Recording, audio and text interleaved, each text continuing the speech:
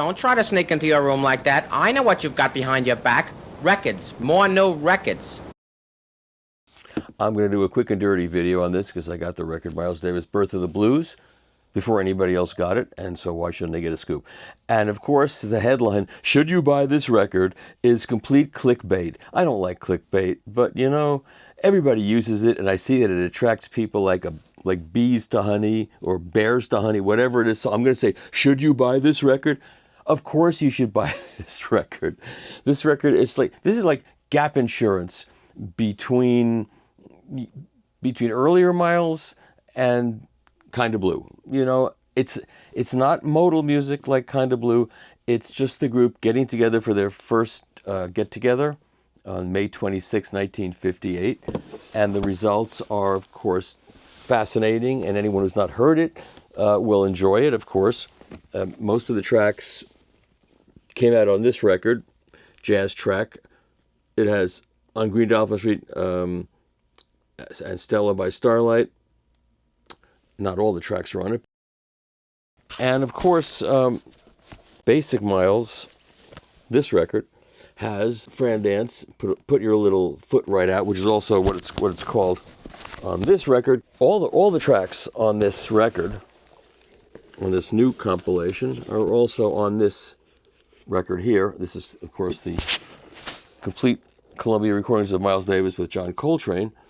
But they're not. It's not all on one record, framed so elegantly as this new production that Chad Kasem has put out. Plus, it's got liner notes from Ashley Kahn. So the interesting thing about this is they took the 3-track and they mixed it down. So Vic Anasini did a mix down to 3-track to 2-track. So the original tape was used to make this record. One of the interesting things in the liner notes here is Ashley Kahn suggests that the version of Love for Sale that's on Something Else on Blue Note was one of the final sessions where Miles was a sideman. Everything that I've ever heard about that session, about that record, Something Else, is that it's really a Miles Davis record, but because he was under contract to Columbia, he couldn't have himself listed as the leader of the band, even though he was. So I'd like to talk to Ashley and ask him about that, because in the annotation for this set, it says the same thing, that Miles was the leader of the band. So that's interesting. Another interesting factor on this record is Ashley Kahn suggests that, I'm not trying to dump on Ashley Kahn, I just want to get some facts straight here. So he suggests that Miles Davis discovered Bill Evans playing intermission sessions at the Village Vanguard, whereas the liner notes from this box suggest otherwise. But these are the kinds of things that go on in annotation and stories that people hear. It doesn't matter one way or the other. As far as the sound goes, that's interesting because the mix here is a much tightly constructed mix. It has Miles in the middle.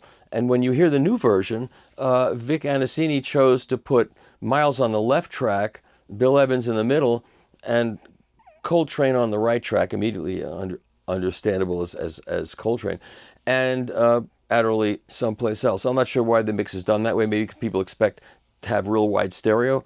I'm not sure that's my favorite way it should have been done, but that's not the point. Right now, Chad's going to be going, "Hey, man, what do you do?" I'm saying it because I'm just telling you what I think. It sounds great. It's an absolute must-have record, and it is, as I say, it's the gap insurance in between early Miles and Kinda Blue. It's a very enjoyable record. It's tuneful. It's melodic. It's not modal.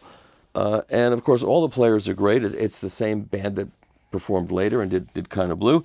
The notes are great, and the jacket is a really cool jacket. It's not a laminated jacket. It's a softer textured jacket that will not attract fingerprints, and it's probably the most deluxe jacket that Chad could get out of Stoughton Press. And so, of course, you want this record.